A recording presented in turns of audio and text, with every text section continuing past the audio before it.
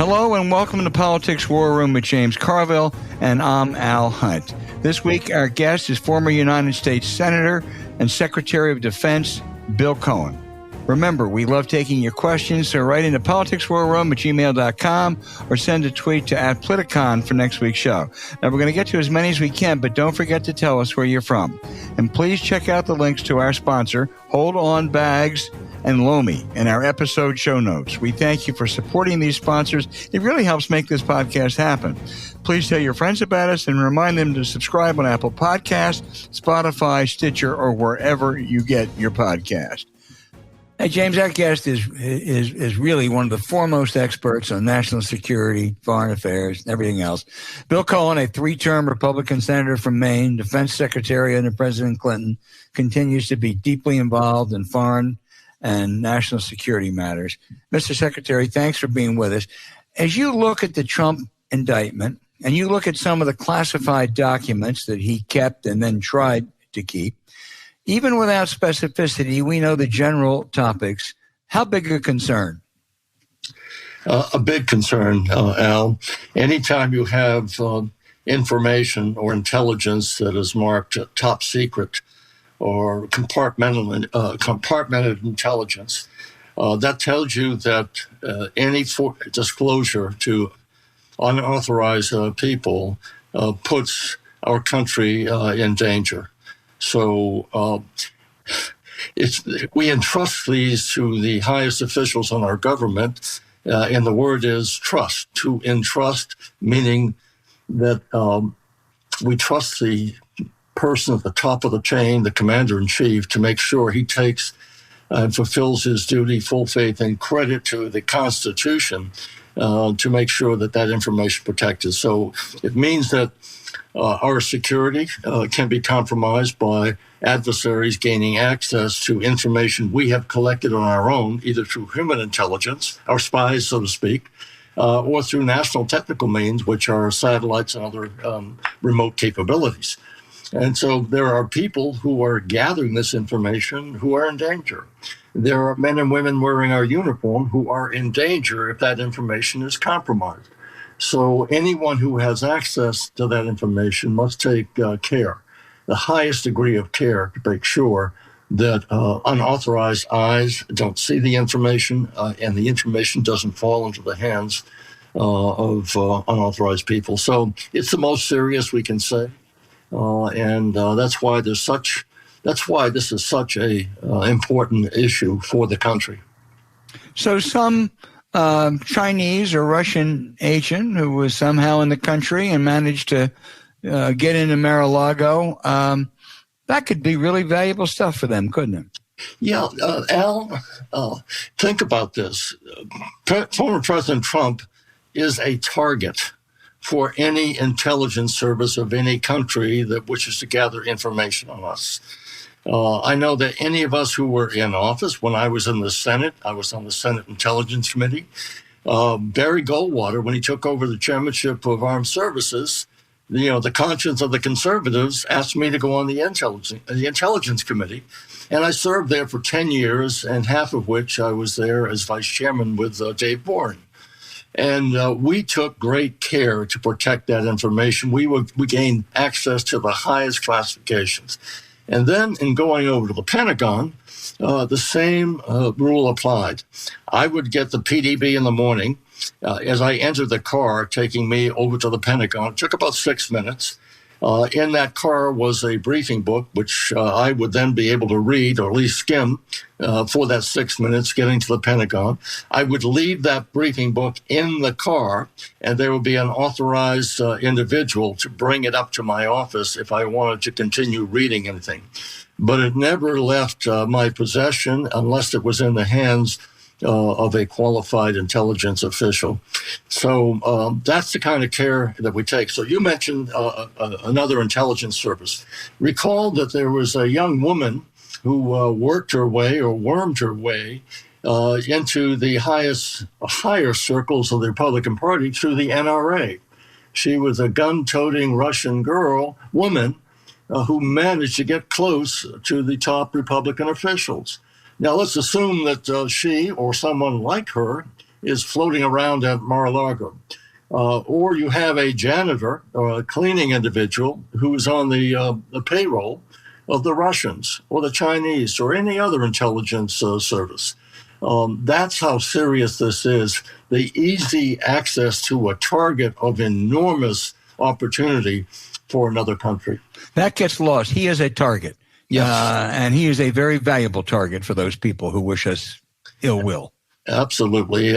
We know that he's pretty loose with information. We know that the very day after he fired Jim Comey from the FBI, who did he have into the White House? He had Sergei Lavrov, the Russian foreign minister, and Ambassador Kislyak, the Russian ambassador. They were in the White House, and we know it. They were in the White House because the Russian television camera was in the White House, and where the Americans were excluded. And during that conversation, he apparently gave information to the Russians that put something of a compromise on the Israeli intelligence service, just by joking that what he had done by firing Comey and then volunteering information that worried the Israelis that they might have their agent compromised or have to be pulled out from wherever he or she gathered the information. Bill, some of the skeptics say, yeah, it was bad. He shouldn't have done it. But, he didn't do anything with it. Maybe his only intent was to be a big shot. Is this really that bad? Well, we don't know what he intended to do with. First of all, intention is not an issue here. It's not part of the crime. The fact that he intentionally held the information, refused to turn it over, is what constitutes the crime in this particular case. But do we know what he intended to do? Could he have just intended to hold it close and say how important I am? Or could he use it for leverage with another leader on whom we had collected sensitive information? His niece, who perhaps knows him best, Mary, said that everything for him is a transaction. So nothing goes without a quid pro quo. And so that's what we have to be concerned about. Would he use that, for example, in the Middle East in order to get something out of the Middle East leaders? They're saying, I have information that. I don't know this. We're all speculating. But the point is he has the information. It can be used for good. In this case, the good would be getting it back into the hands of the archives and to the professionals, or ill. And that means conveying that information either by word or deed, to have them take a look, as several unauthorized people did, writing a memoir for his top advisor. So we don't know, but it doesn't matter in the sense for the commission of the crime. It matters in the sense, here is a man who is so cavalier about possessing the highest information that we have in the world. He's so cavalier about it that sends a signal to our allies who say, well, wait a minute. If he is so loose with all of this information and can jeopardize our assets, maybe if he comes back into power, into the White House, maybe we won't be so willing to turn over information as we did in the past, because he can put us at jeopardy as well. James. So, Mr. Secretary, you obviously know more flag, probably now retired, but multitude of flag officers throughout.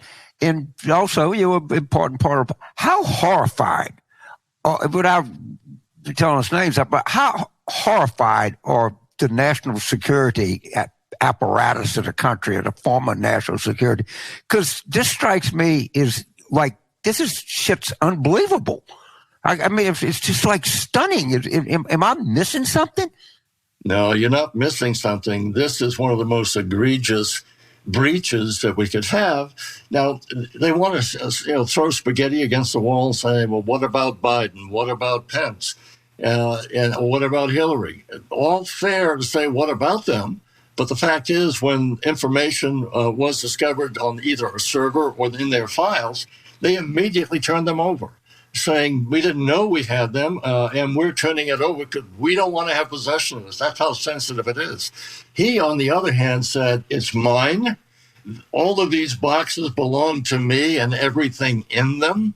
and I can do with them what I want to do. At first, he said, I can declassify it. I declassified everything telepathically, and I had the power to do that. And then he lied about that, of course, because then we found that he knew that he didn't have the power once he was out of office. But in any event, I think most intelligence officials, most of flag officers, they are really concerned that the commander-in-chief, who has the most access to all the information we have, would stuff them in his basement or shower or bathroom or wherever at an area where people had access to.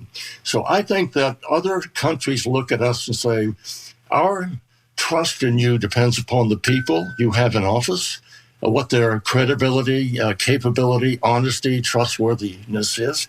And we're entrusting to you the information that our people are putting their lives at risk to collect that we can share with you.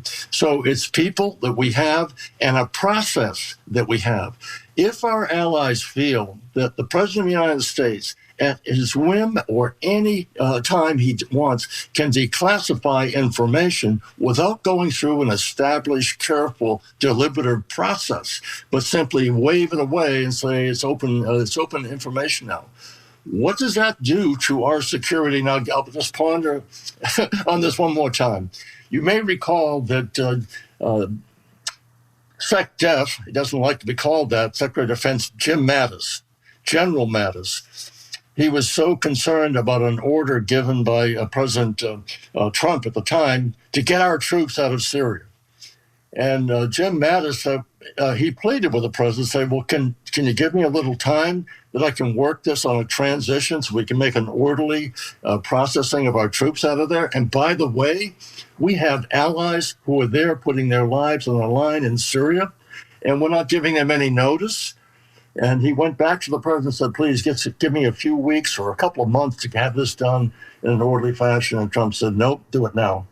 And that was what prompted Jim Mattis to say, I can't do this anymore. I cannot continue to serve a man who doesn't concern himself with the safety of our soldiers and with the security of the United States. That's just an example of how a Marine, and you know this, doesn't quit. General Mattis never quit.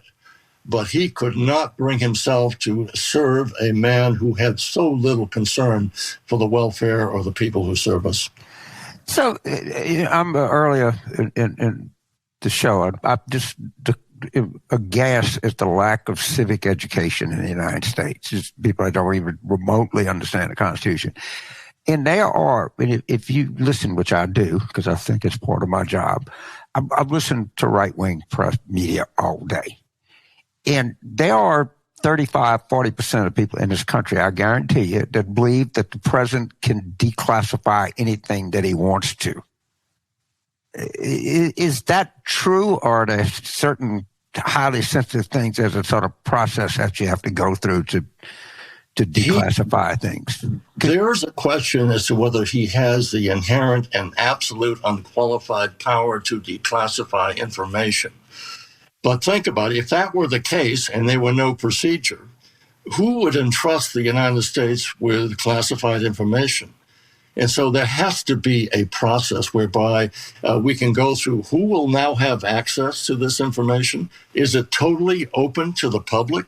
So now if he declassified the information that allegedly is in the hands of the authorities now, if he were to be able to immediately declassify information, we have no idea who would have access to it except the press, the general public, all of the networks, who could then disclose this to our adversaries as well. Right. The notion that you can do this, again, depends on who is the commander-in-chief, what are his or her qualifications, what is the process? And if you don't have a process, we're all at risk. None of us will be safe without a process of declassification to make sure the most sensitive of information isn't put on the airwaves immediately. But I guess my question, is that process in place right now? It is.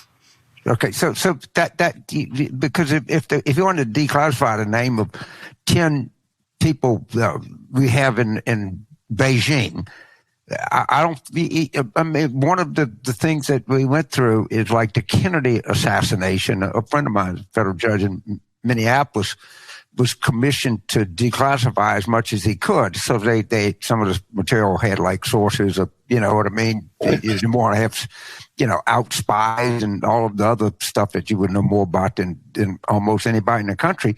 But the idea that is just an accepted thing on the right, it's accepted on Fox. Look, he can declassify anything that he wants.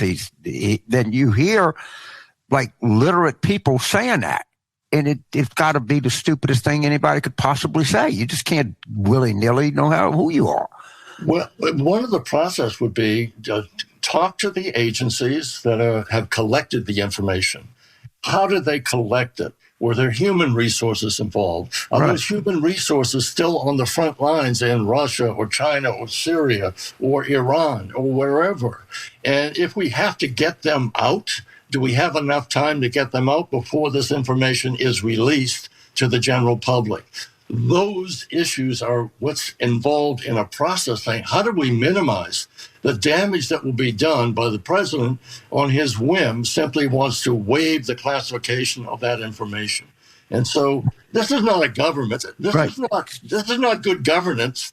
This is reckless, dangerous, and fundamental threat to our national security. So, unfortunately, I'm just make a point myself. So, let's see, we do this all the time. We're trying to get somebody in China or Russia to be an agent. And look, man, we're going to take good care of you. We'll pay you, and it'll be a Dropbox or something.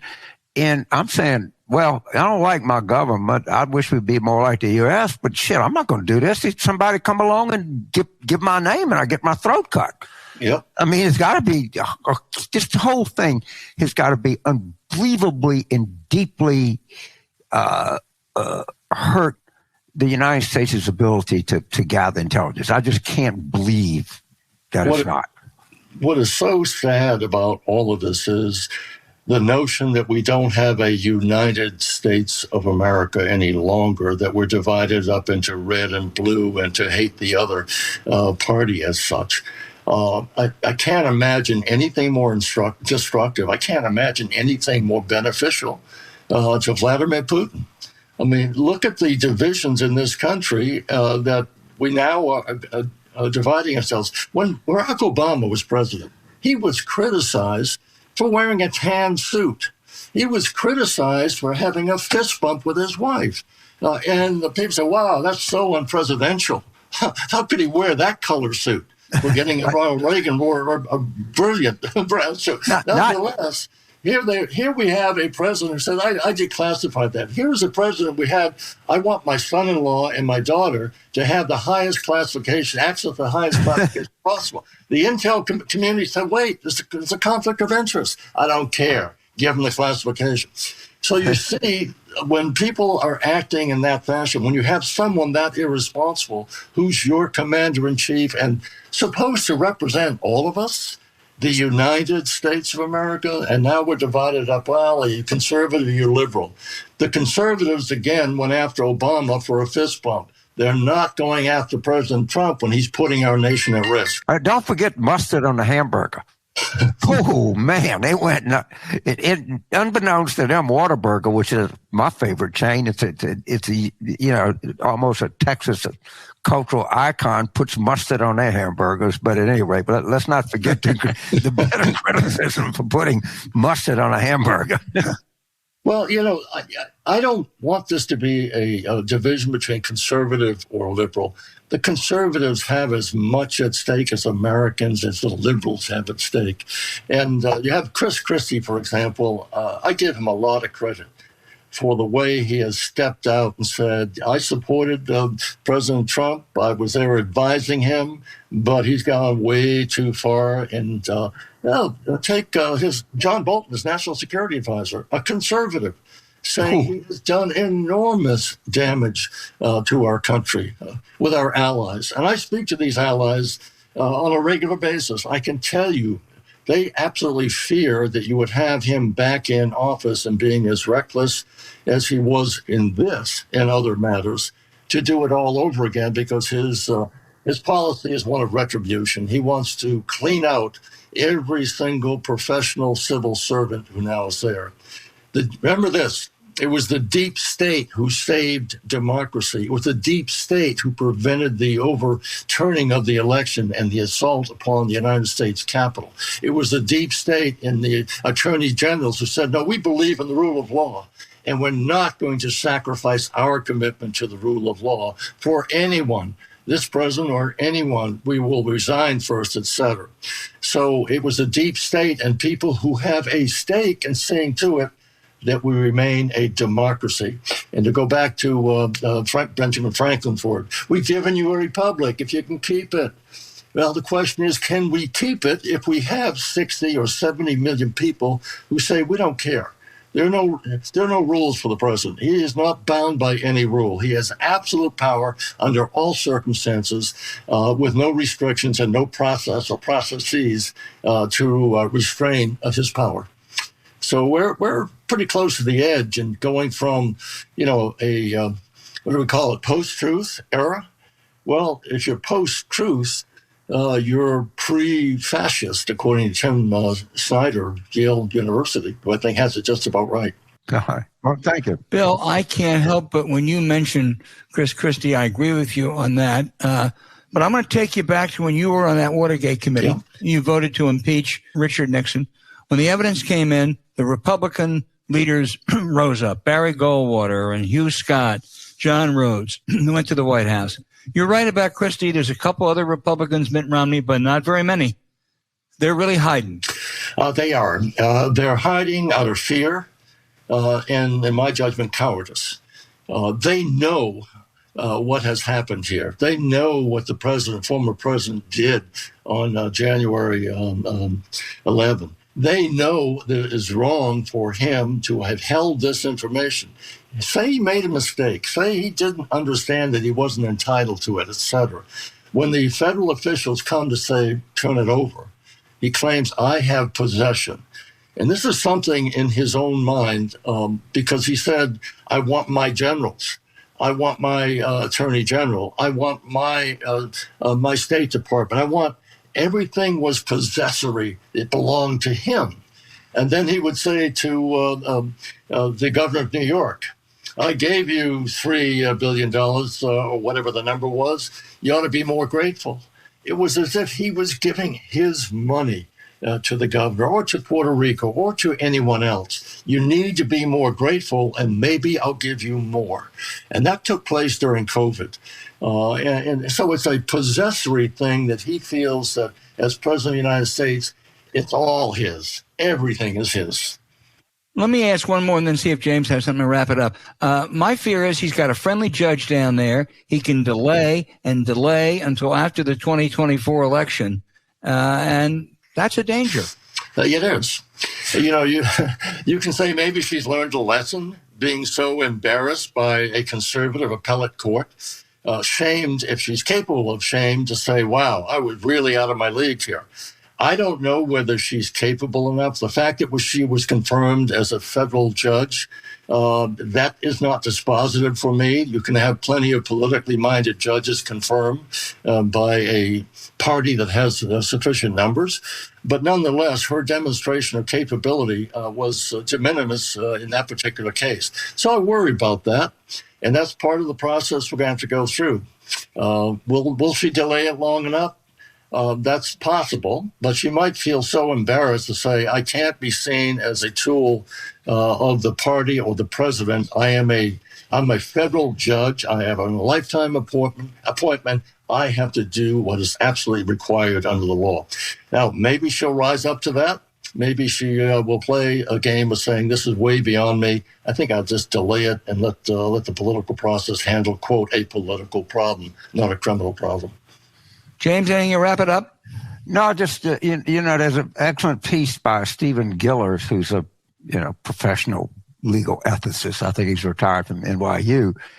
And the standard for recusal is the appearance.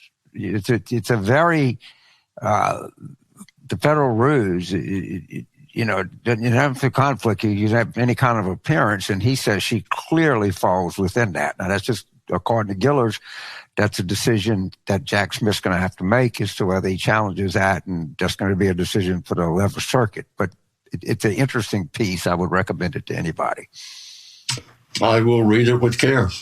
Thank you, sir. Thank you so much. Bill Cohen, you have been the perfect guest, the most knowledgeable guest on this. I can't tell you how much we appreciate you being there. I wish the news were happier, were better, but these are perilous times, and you have captured it. Al, let me say this one thing. It was a bad day for Trump, Mr. Trump, yesterday, but it was a good day for the country, a good day for the American people. It reaffirmed that we are committed to the rule of law, and no one stands above it and no one falls below it. And so that's the message that's gone out to the world. In addition to the American people, we believe in what we say, and we're going to hold anybody, including the former president of the United States, accountable for what he has done. Amen. Bill, thank you very much.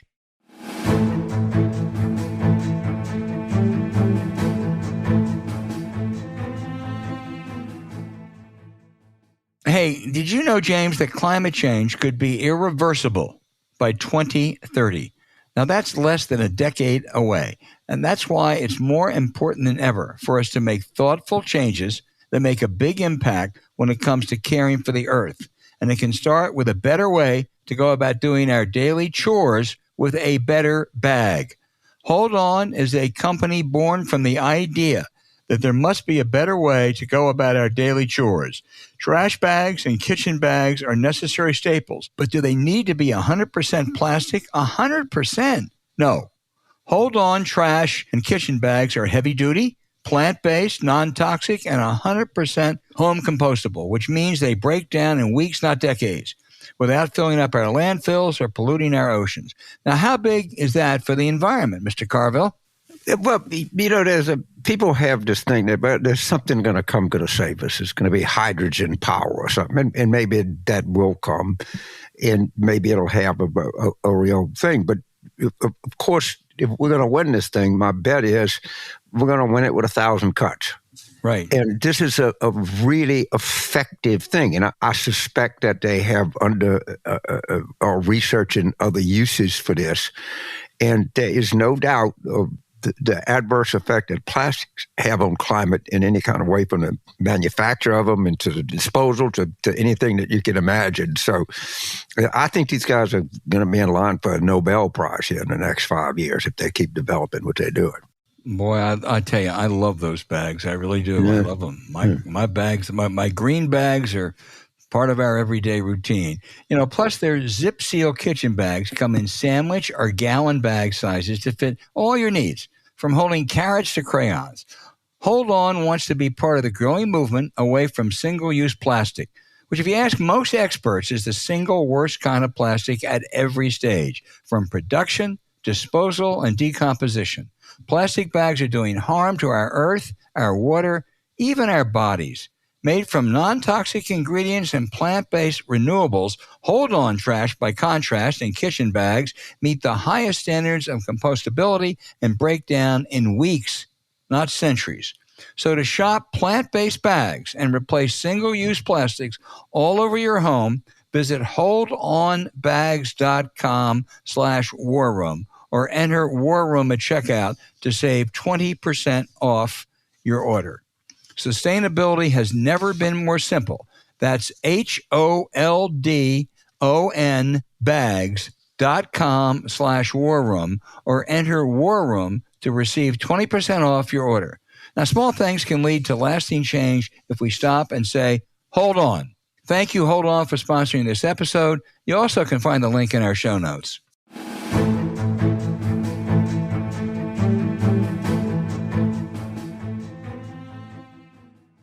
What a week, James. Wow, what a week. I got back from Italy and I'm exhausted. Almost, and I'm exhilarated. Almost as interesting as the searing indictment of Donald Trump is the reaction of Republicans. It was Carl Sandburg who said, if you don't have the law, you argue the facts. If you don't have the facts, you argue the law. If you don't have either, you pound the table and you yell like hell. Team Trump doesn't have the facts. They don't have the law, so they're pounding the table, yelling like hell, and lying. Jim Jordan said, Trump has every right to declassify material. Trump himself, in that indictment on tape, acknowledged he doesn't. They constantly say, what about Hillary Clinton's emails or Joe Biden's retention of documents? Every fact checker and inquiry has clearly pointed out these are totally different matters. I also, James, a point you've made in the past, but I would note in the case of Joe Biden and the records, Hillary Clinton and the emails, and Hunter Biden's current problems, all of the investigations are conducted by Republican prosecutors. The final one is they say that Joe Biden ordered the Justice Department to take out a rival. There's no evidence whatsoever of presidential interference. Anyone who knows Merrick Garland knows that that's a lie. But, James, this is what you'd expect from Kevin McCarthy, Elise Stefanik, and Ted Cruz. I think maybe more interesting is there are cracks in this Trump wall. Several senators say this is a serious charge. Mitch McConnell is conspicuously quiet. And even some rivals, like Chris Christie and Asa Hutchinson, say Trump ought to get out. But others, like Nikki Haley, Tim Scott, Mike Pence, say this is worrisome. They don't break with him yet, but they say it's worrisome. And James, I have, not to mention, of course, the conservative lawyers, like the great Michael Ludig, who says no prosecutor would have failed to bring this case. It was so easy to bring. My much discussed theory, which is most people think I'm dead wrong on, is this stuff is going to start to accumulate and gradually take a real toll on Trump and his voters. I think, this crack, we may be beginning to see the start of that. Well, very well could be right. The question is that his support so calcified that he maintains a large enough block? You don't know that, but I think your theory has gained more credence since this indictment. But what I want to do is go through a couple of things here. First, the idea, if history is going to criticize Merrick Garland for anything, and it probably will, that he was far too timid. If you remember from the start that Mueller gave him 10 instances of obstruction, which people thought was a pretty strong case, okay? He decided not to prosecute it.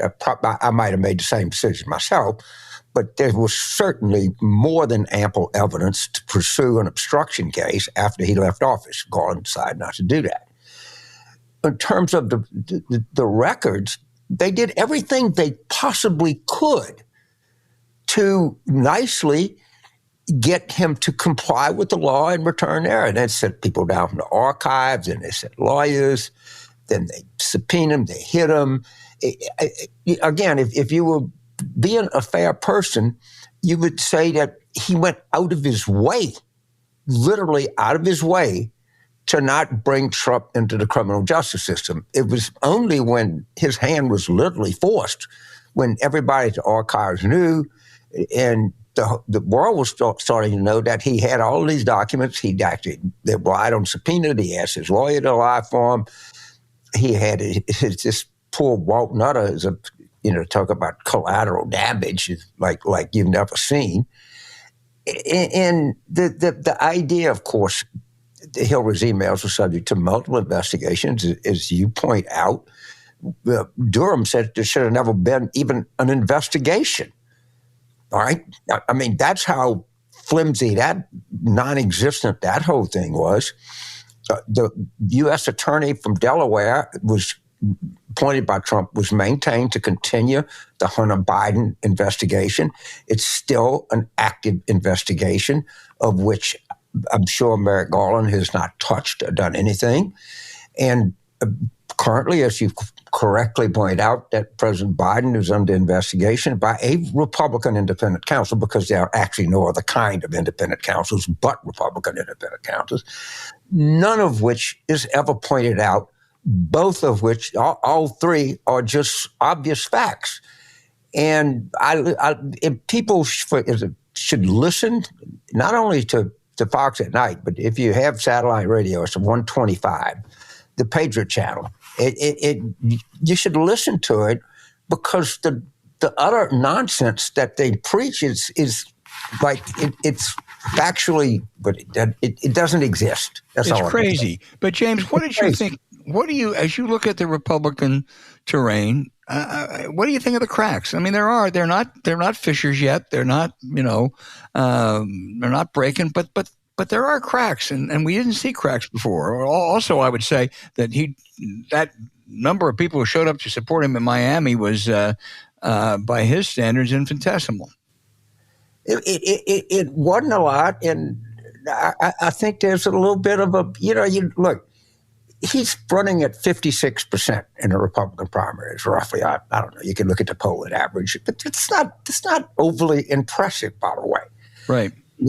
DeSantis is at 21, but usually an incumbent in his own party would be a little bit high. I would expect to be higher than that, and it's troubling. And I think that there are some people. One of the guys from Kansas, I guess it's Marshall, just hasn't said anything yet, and it's not the people that have sort of come out and say this is troubling.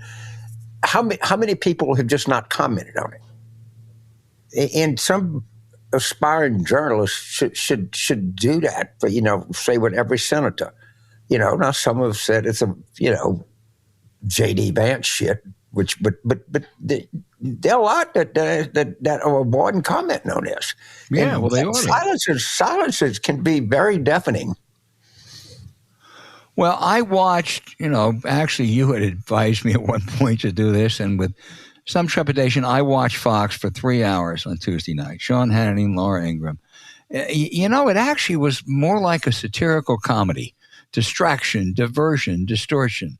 Ingram, I'm going to pick up on something you said earlier. She was in an uproar about they never prosecuted Hillary Clinton for emails or what her campaign did. And then she'd talk about the Durham investigation that was designed to clear Trump. And actually it was a dud. It didn't do anything, except it did state, as you noted, that Hillary Clinton's 2016 campaign did nothing that was prosecutable. James, somehow Laura didn't quite make that connection. They'd bring on second or third-rate lawyers, people you never heard of, who didn't understand or misinterpreted the law, professing Trump's total innocence. And your guy, J.D. Vance, who once people thought might be a serious person before he tied his future to all things Trump, he said he was going after the Department of Justice, and it had nothing to do with Republicans or Democrats. It was about the rule of law. I hope that someone like Judge Ludig can find some extra time, maybe, and give the Ohio senator a little tutorial on the rule of law, because obviously it escapes him. And then, but James, here's where it got funny. They went and they spent, I swear, 15, 20 minutes talking about Sandy Berger.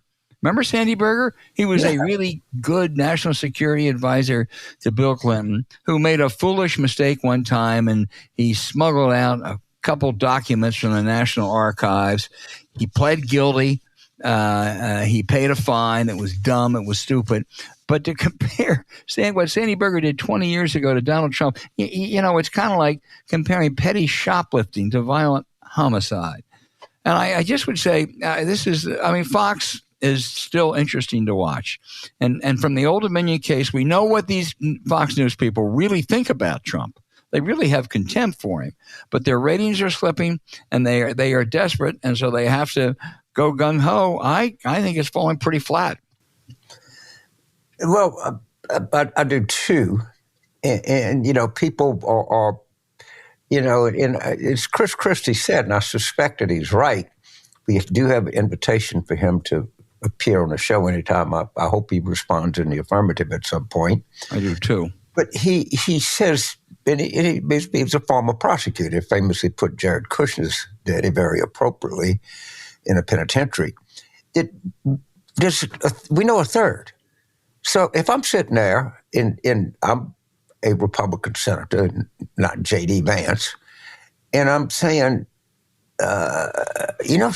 maybe I shouldn't get out there too fast. Because if this is a third of what's coming out, Jesus, holy moly. What do you think they got left? And there's a Fentanyl 2 piece in the New York Review of Books, and there's a John Chait piece in New York Magazine that go into a little bit what was the motive.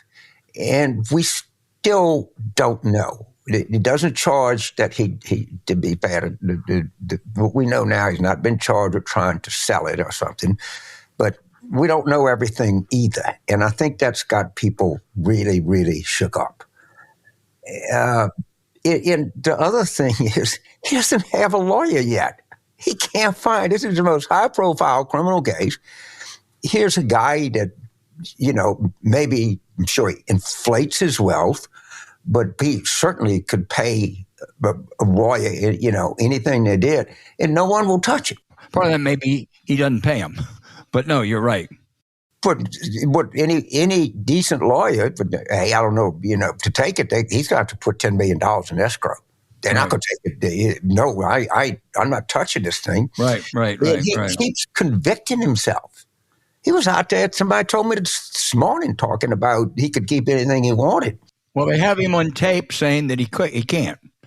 Yeah, but I think he said it recently again. Yeah. And no one is going to hit him. And they will find a real lawyer. All right, they just will. It's just the nature of it.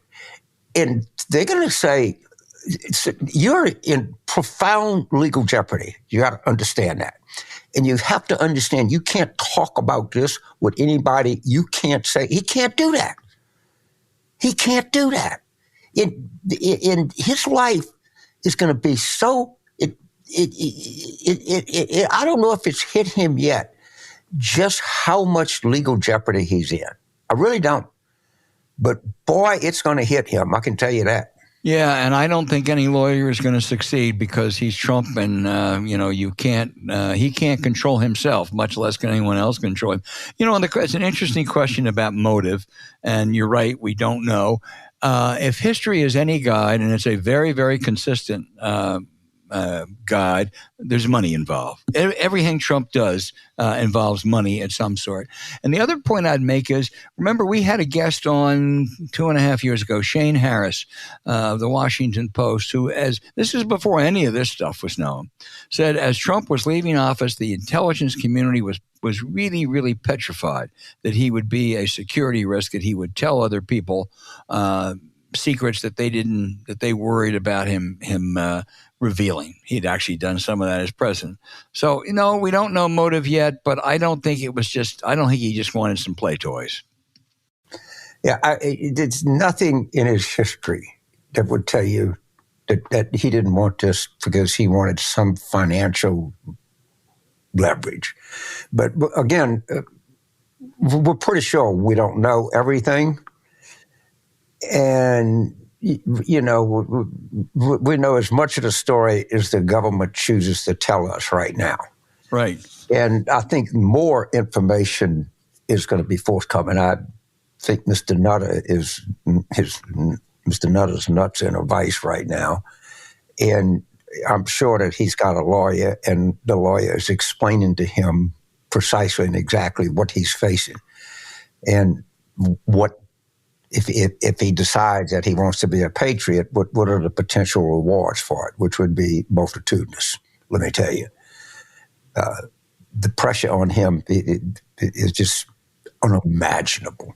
Yeah, it sure is. And they're not going to let up. From what I saw from watching Fox, he was not back. He did not go back to Bedminster. Maybe he's down in Florida looking for a lawyer. I suspect he's already got one. Yeah. Anybody, he just asked the lawyer friend and said, you shut the fuck up. You don't go anywhere around him. You don't do nothing. Well, I thought in a wonderful pairing, Trump received advice from I would call him a soul brother of sorts, O.J. Simpson. O.J. Simpson said, you just have to be quiet. And that's right. I don't think Trump will follow it. That's the most basic legal advice that any potential defendant gets from the worst lawyer in the world. So just don't say nothing, man. Just shut up. As Edward Williams famously said, the people that come in here is generally what they did after what they charged with that gets them in more trouble than what they actually did.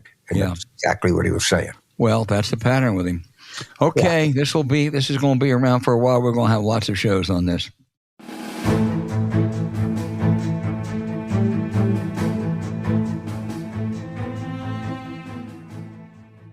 Now that the political season is heating up, James, I'm not sure, when it ever was not heating up, but now that it's really heating up, James and I are going to be on the road a lot this summer. And we all know that it's all too easy to leave full trash bins at home when you're away.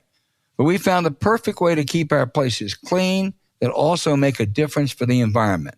We each have a Lomi to transfer garbage into gold at the push of a button. Lomi is a countertop electric composter that turns food scraps to dirt in under 4 hours. It really is amazing how fast it is. You don't even hear it. How much are our listeners going to love it, knowing they're taking action for the environment and their gardens, James? Yeah, and it's great because we're out in the Shenandoah Valley for the summer, and my wife is a avid gardener, and this stuff is like the gardens are right by the kitchen, so we don't even we can just use it right away. And what this does too is we'll talk about liberal guilt. Sometimes you look at your waste and you go, geez, why did I buy so much? Or, what am I doing with it?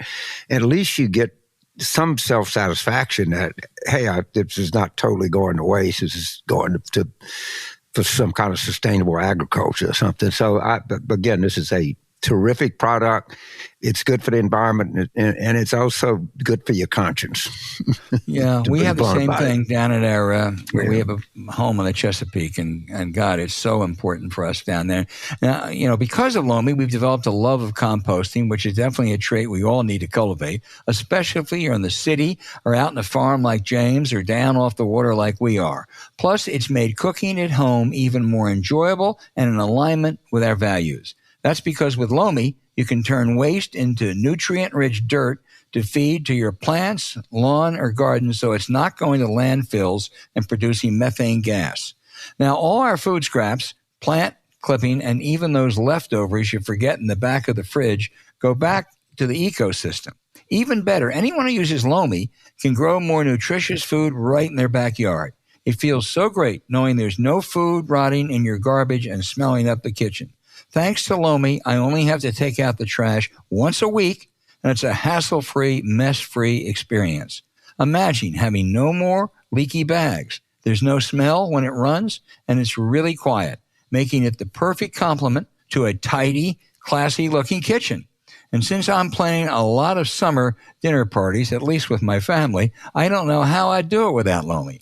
So whether you want to start making a positive environmental impact or just grow a beautiful garden, Lomi is perfect for you. Head to lomi.com/warroom and use the promo code warroom to get $50 off your Lomi. That's $50 off when you head to lomi.com/warroom and use the promo code warroom at checkout. Thank you, Lomi, for sponsoring this episode. You also can find the link in our show notes.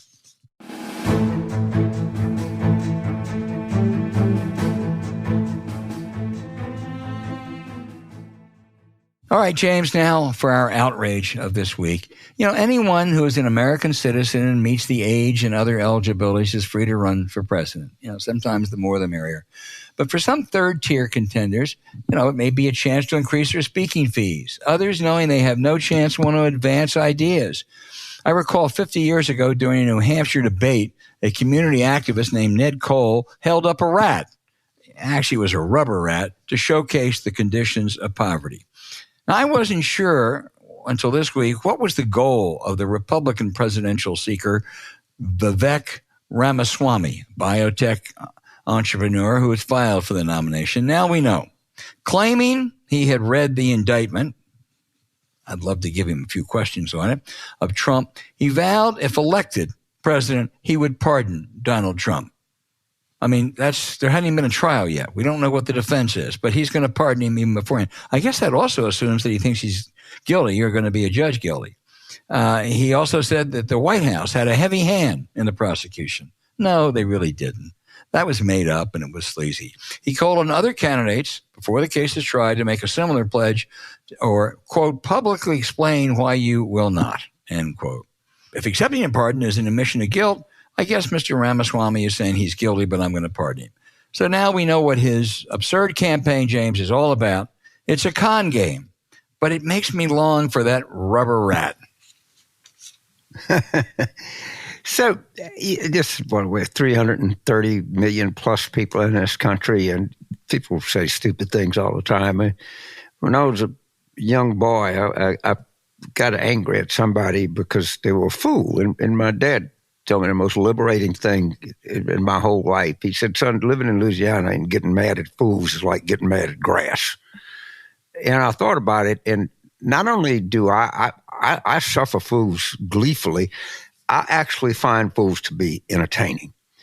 And it's pretty hard when you know as many fools as I know that something just is a towering redwood that stands so tall and so magnificent, you just got to stand back in awe and go, oh my God. Here we go. Here we go. So Kevin McCarthy, who we all know is a fool, but we just didn't know how creative a fool he is. So, I'm serious, people. I'm not lying to you. Okay, just wherever you are, sit down and take a deep breath. Yeah, you got to get this one. You got to get this one. He said he wasn't troubled by the documents because they were in a bathroom, and you lock a bathroom door. Okay, now think about that for a second. If there's one door you don't lock going in, is a goddamn bathroom. All right, you might lock it once you're in there. But there's not much of not much of value in a bathroom. I can assure you. And when you stop and I read it and I said, oh, "Wait a minute, this son of a bitch didn't say this." And I went to 4 different sources, and he actually said that. I don't know of a single person that locks their bathroom. You know, you leave in your house. But yeah, from the outside. Right. It's not like you don't want to prevent people from getting in there, particularly yourself. All right? When, you got to go, man. Particularly our age, it comes quickly and swift. I just couldn't. I had to go, and it was like you would watch these old kind of 50s or 60s comedy TV shows, and it was always this kind of delayed reaction. I actually had one of those like delayed reaction. Wait a minute. This is not what he said, is it? Yeah, it's actually what he said. And this is the fences that we're down to.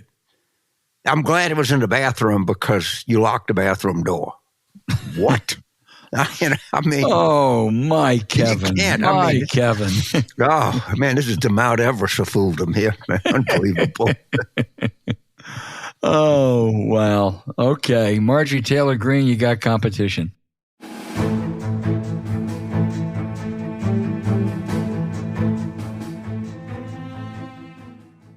James, now for our weekly segment entitled Screw the Voter, efforts to make voting more difficult in the land of the free. Now, if you have any doubt about the insidious impact of Donald Trump's lies that there was massive voting fraud in 2020, total lie, it just didn't happen. But I want you to look at this month's report by the Brennan Center called Voting Laws Roundup June 2023. Ever since 2020, Republicans around the country have moved to try to restrict voting rights. In 2021, 14 states passed 22 laws making it harder to vote, chiefly aimed at minority and younger voters. Had nothing to do with fraud. This year, 11 states have enacted 13 restrictive laws. Same purpose. To be sure, as the Brennan Center reports, there are a bunch of states, almost all run by Democrats, that have expanded some voting rights this year. Well, that's good. That's the history of America and the franchise, expanding rights for women and then blacks and younger voters. Now, unless you don't want some people to vote because you don't like the way they vote, that's what America voting really is all about. And also some states, Ohio, Arkansas, and North Dakota, again, I'm citing Brennan, are trying to gut citizens' initiatives, making it harder to cast votes on referendums or initiatives because they fear that their citizens may vote for abortion rights or rigged gerrymandering. So please, everyone out there, go to the Brennan Center site and get Voting Rights Roundup 2023, and you'll see what some people are trying to do to what I think is the most precious right we have, that of voting. So if you think about, and I'm sure Brennan Center has something on this, if you think about voting in the United States, all right, when the original Constitution was ratified, you could only vote if you were male, and you could only vote if you were a property owner. Right. All right. We started out not so much intended to be a kind of semi-democracy, if you will. And then, of course, we expanded the voting rights to the Reconstruction Amendments to include blacks. Of course, we had up there, don't get me started on all of the things we had that suppressed the right of blacks to vote that are still going on today. Then we passed the suffrage amendment, all right? In the 60s, there's a famous Supreme Court case called Cipriani versus the city of Homer, which Homer is a town that in South Louisiana that unfortunately has a pretty bleak future because of coastal erosion, that said that it used to be you could only vote in property tax elections. So if you wanted to increase the millage for the sewage or the school board or streets, you could only vote if you had property. The Supreme Court obviously correctly said no. People that don't own property have a stated interest in this because they pay it through rent and all other stuff. So you could not limit the voting on millage increases on property to strictly property owners, which was the case in our lifetime. All right. And what we've had in sort of the history of the country until recently has kind of been about expanding voter rights, a motor voter. When you sign up for your driver's license, or, your license plate, you get to register. And the whole idea that we're a democracy and everybody should participate in our elections is just under the worst assault you can. Cleta Mitchell, the right-wing lawyer, famously was outraged that college kids could vote. She said they just get out of bed and go vote. Well, yeah. Isn't that's an outrage to them. And let me tell you, this is such more profoundly serious than even you can imagine. The anti-constitutional feelings within the right wing and the Trumpites is unbelievable. I mean, if you look at what January 6th was, that was just an effort to circumvent the Constitution. What Trump wanted Mike Pence to do was to circumvent the Constitution. They don't like the Constitution. And I'll give you one more example. Maybe you haven't heard of this. I urge our listeners to look up COS, Conventions of the States. You say, James, what's that? There's a provision in the Constitution that if 2/3 of the state legislatures call for a constitutional convention, then you have to have the convention. You say, well, that's kind of far-fetched, goddamn it. Well, you need 34. They have 19 already. This is a well-funded operation. And let me tell you what's at the core of the Convention of States, and that it is to severely restrict voting rights. Now, am I being a yelling fire in a crowded theater? I don't think. I think this is something that our listeners should explore because we don't know about it, and they are doing this at Koch brothers, Rick Santorum. They have huge financial support for this. They don't like the frickin' Constitution. And I'll tell you what, put a lot of this is opposed to banning these frickin' books. I spoke to the Shenandoah County Democrats, and I said, I'll tell you when I'm going to be a Republican, when some Democrat wants to burn books in the Virginia legislature, but I'm not too worried. We got to expand civic education in this country. All right. And everybody, in our generation, civics teacher was the football coach.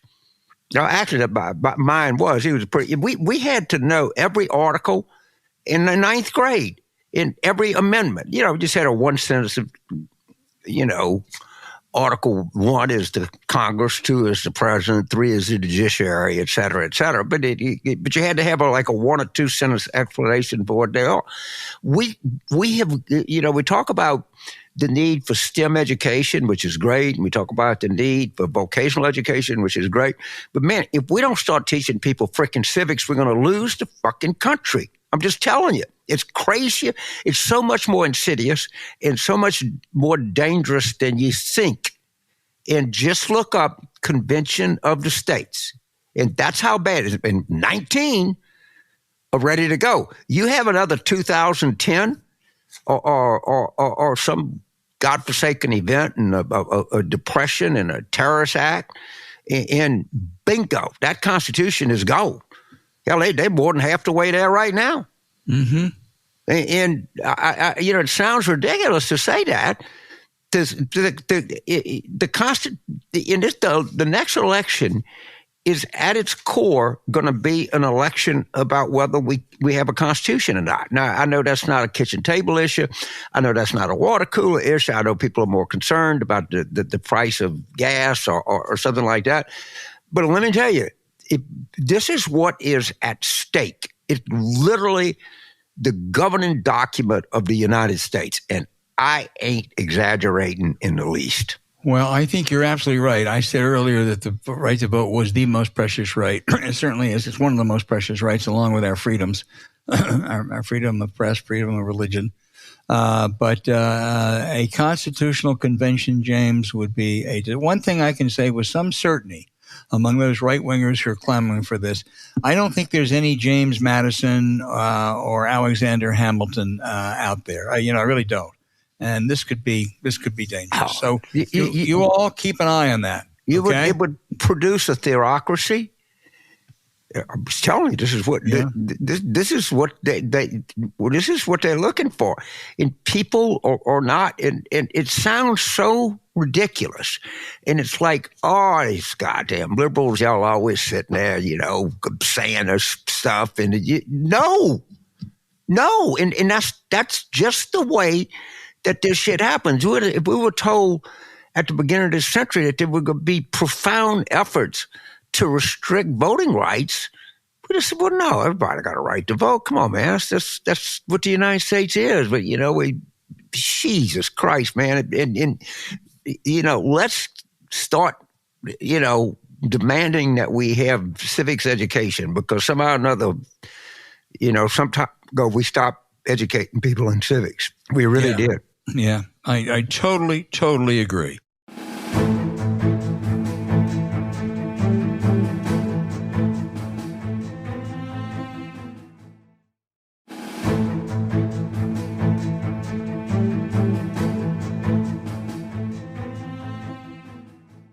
And now for our listener questions. Always they are great. I want to have one addendum to our chit-chat, James, and that is that there's a story out there that the federal cases have precedence over state and local cases. So therefore, Mar-a-Lago or anything in Washington would go before Manhattan or Fulton County. Wrote Andrew Weissman, who we think is one of the great lawyers in America, and he said that's just bunk. It's not true. Cases go when they go, and as of now, Manhattan's scheduled to go first, and it would be in March. So we'll see. We're going to start, James. James, we're going to do a little bit of boasting today, okay? Okay, go ahead. I'm for it. I want to show our global audience, all right? So our first three questions. Larry in Paris, France. No, it's not Paris, Texas. It's not Paris, Kentucky. This is Paris, France. And Larry's he said he's setting up a separate email account to give money to people I want to help. And he says, and I think he wants your advice, I'm considering sending money to Chris Christie. I read somewhere Republicans were going to require they have 40,000 individual donors to get on the debate. Is this for me, Christie can play a role in the Republican debate? Is this a good investment for me? Hey, you sure could do worse. I mean, he's not going to let up. I mean, I can tell you, I know that guy. Yeah. And, I can't tell you that he has much of a chance to win, but he is going to keep, and he's effective, and he's experienced. I mean, he was elected governor in New Jersey twice. I mean, he's not an inconsequential figure. And this guy he's a man, he's a person on a mission. I promise you that. And, Trump gave him COVID. And he almost died. He told me, and he was very public about it. He was 7 days in intensive care, and his wife came by to tell him goodbye. And Trump called him and didn't inquire about his health or anything. Just said, "Be sure that you don't tell anybody that I gave it to you." That is the quality of, as if you needed me to tell you that Donald Trump is one sorry fucking human being, but take my word for it, he's one sorry human being. So my answer is, you could do worse, but whatever you do, don't send it to no labels. Okay, send it to. I'm being right on. Yeah, just don't send it there. But I've gone to Paris. I had a female friend of mine who had a boyfriend and said, well, he didn't like Paris. I said, let me ask you something. How could you sleep with someone that doesn't like Paris? How could you be in the same room with someone that goddamn stupid? Well, James, it's like I don't like The Godfather. Paris is great, but having just gotten back from Italy, I'll still take Italy. Anyway, I like them all. That's a good debate. Our next question is from Doug. Doug is he's a twofer. He's in Spain and Ukraine. So we moved from France to Spain, Ukraine. Doug says, why is the establishment media so archaic, slow, and seemingly gullible compared to newer social media news sources? Well, Doug, first of all, it's hard to generalize on what the established media is and what the newer social media are. But one answer to that is because the good established media have to check. They have to verify. They have to make sure things are right. They sometimes are slower than they sometimes seem archaic because sometimes this stuff isn't easy to check out. And I know there are some good social media sites, but there are a lot of them that just put out whatever they have. Sometimes it's true, sometimes it's not. And I glance at them, but I still rely on whether you call it the establishment media types or sites or not, but also the Atlantic and others that I enjoy reading. But I think a lot of it has to do with what their mandate is and how they accept their responsibility. Yeah, there's certain sources that I tend to trust more than others. And the thing that a lot of people find attractive about social media sites and this stuff is it allows them to confirm what they already think, and that's a real danger. And exactly. I understand where you're coming from. Yeah, but you're going to have to come to your own conclusions. I mean, I have places whose judgment I tend to trust more than others. But look, they all make massive errors. I mean, massive errors. I mean, if you look, we're going to get into all of the other stuff that Carville pocket, but look at the WMD story in the New York Times. I mean, you talk about an error on a scale that is literally unimaginable. That would be it.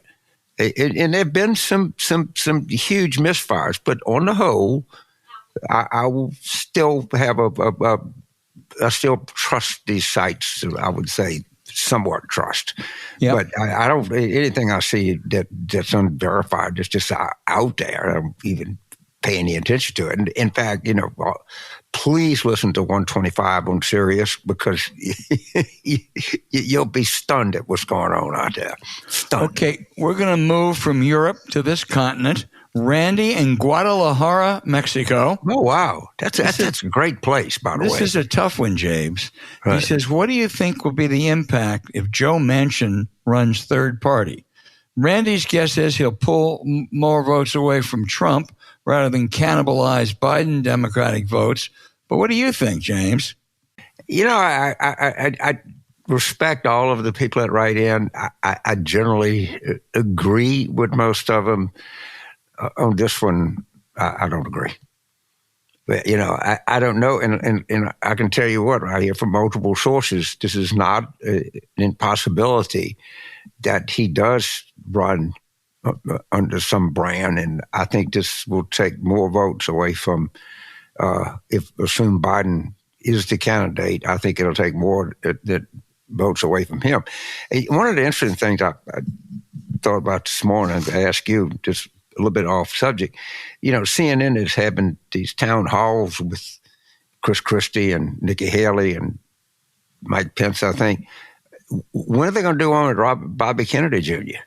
who's way ahead of any of them. And Well, he's getting James, like 20%. you're jumping the gun for a minute because that's going to be our very next question. Oh, I'm sorry. Okay. And by the way, I agree with you on Joe Manchin's impact. I really do.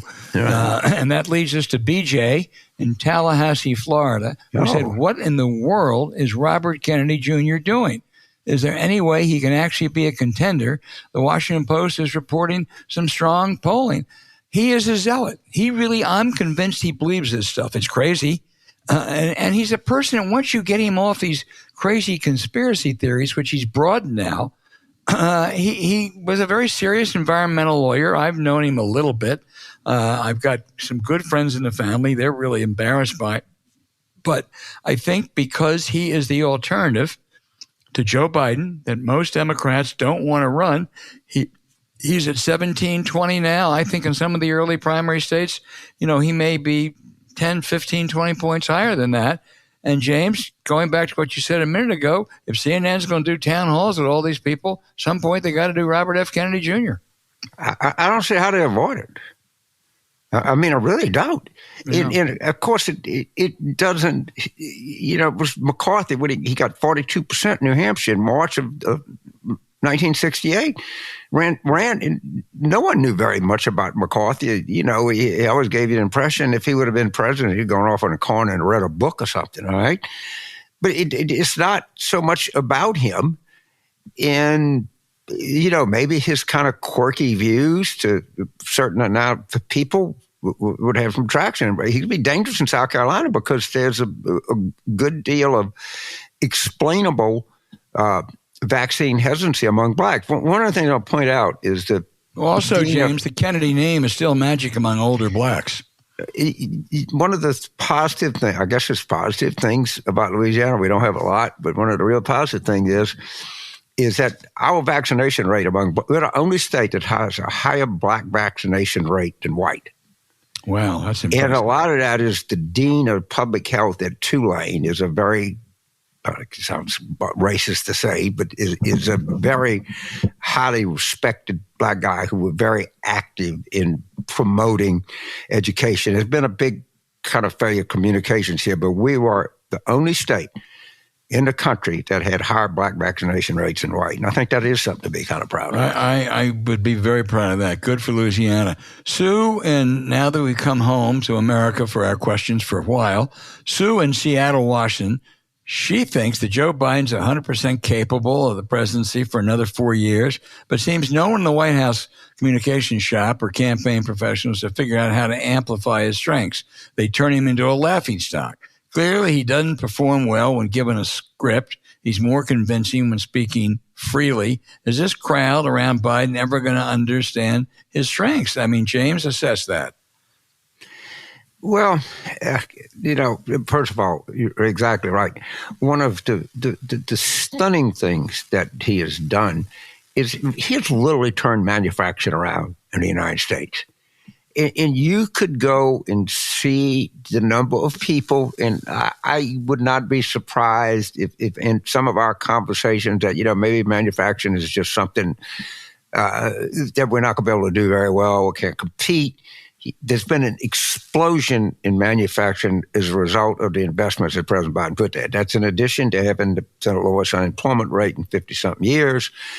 That's in addition to, a significant drop in inflation, et cetera, et cetera. The problem is I think, I hope that people have just decided that he's too old. And I go back and say this. We're a democracy corps, did a poll, and we've been doing it for a long, long time. And I would dare say that we're pretty good at it. Did a trial heat, Biden v. Trump. And then we read off all of Biden's accomplishments, all of them, the top 5. And having heard this would be your vote. We got 1 point. 1 point. Where you had somebody, you sit there and says, this is the lowest unemployment rate, greatest percentage of people without health insurance, explosion in manufacturing jobs, blah, blah, blah, blah, blah. So I don't think that they have been particularly good at it. I have been critical in the past of their communications effort. I don't know how much it would actually help. Yeah, James, I agree. And they say that he's not done performing well when given a script, so why not have him speak more freely? I'll tell you, people around him cringe sometimes when he speaks more freely. Right. The problem, I'm afraid, Sue, the problem is deeper than that. Jim, next question is good. Jim in Babcock Ranch, Florida. Babcock Ranch, Florida, says after the American Civil War, the leaders of the South, despite slavery and treason, were generally treated with compassion. Still, our country then endured Jim Crow and slavery light, and even today, the echoes of the lost cause resonate. With the prospects for justice potentially at hand, should we treat Donald Trump with compassion as Lincoln and Grant, or it was Grant, did with the Confederate General Lee? Or does that story demand we destroy Trump and Trumpism? You know, that's a really good question, Jim, and you have a really good historical reference. We've talked about this, and my view is if Trump is found guilty, and I suspect he will be, and we're in 2025 with a Democratic president, I would consider, if I were advising Biden, whoever is in the White House, to give him a commutation of going to jail only under three conditions. Number one, he admit total guilt. Not just, I'm sorry, I'm guilty. I did it. Yes, I did it. Number two, he pay a huge fine. I mean, I'm not talking 10 or 20 million, but a huge fine that will leave him a much poorer man. And number three, he agreed to some kind of political conditions. This is all voluntary. Not only did he not run for office, because of course he's not going to again, but that he not peddle these lies he's peddled for so long. Under those conditions, I would consider a commutation, but you know those have never been met. No, and my fine would be much higher than that. My fine would be 80% of his entire net worth. I agree. Subject to independent audit, including Mar-a-Lago. Everything. All right, and also you'd have to work out something with the authorities in New York and Manhattan and Atlanta. But all of that, and you don't think it's impossible that it doesn't come to this. All right? Don't think that he's not going to be sat down and said, we're not going to be able to defend this case, sir. We just don't have our defenses are really limited, and we should open negotiation.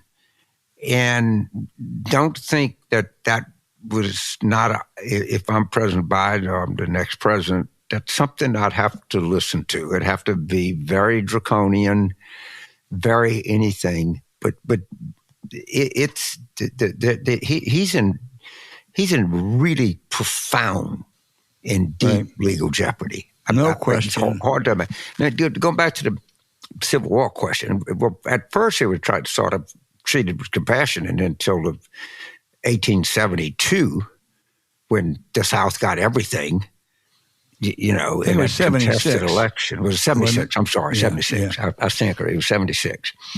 Rutherford B. Hayes. They got everything.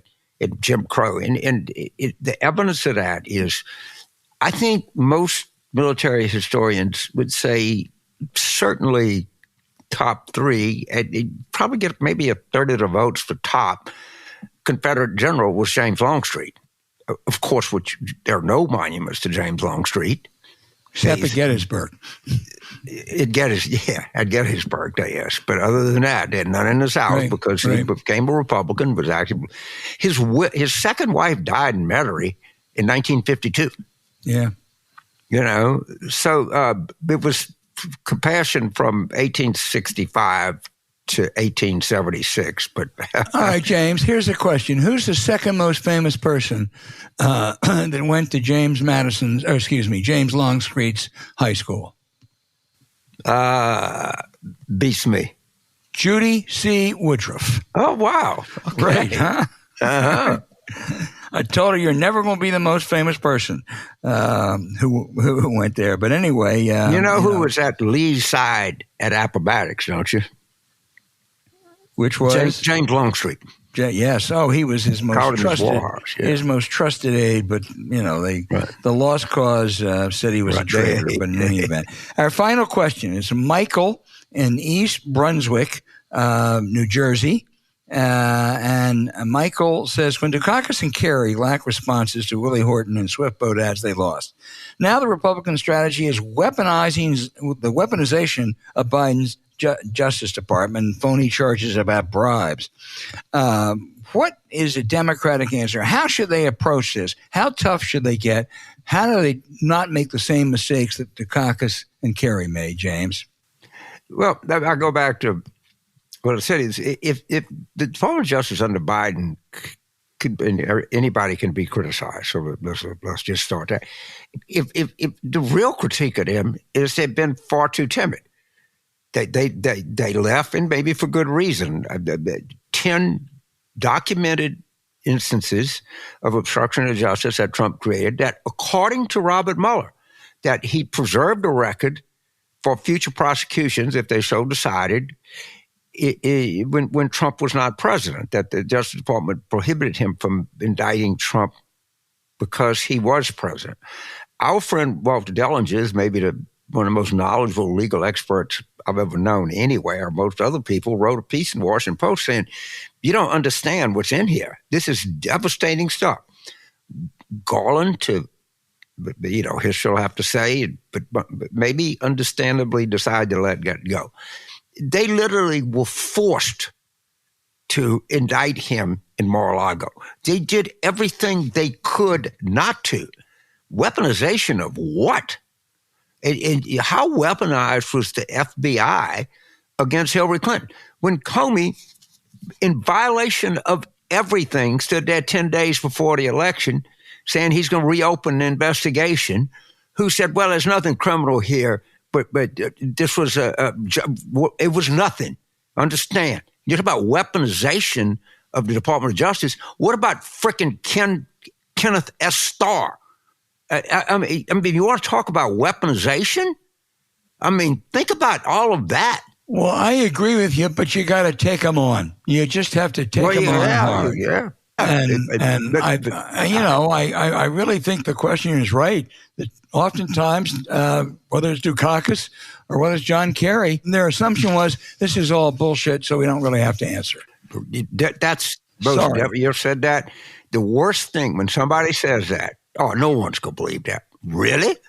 Right. Shit, 40% of the people in this country don't believe in evolution. They'll believe anything. Right. Okay. That's the best advice we can give you. Yeah.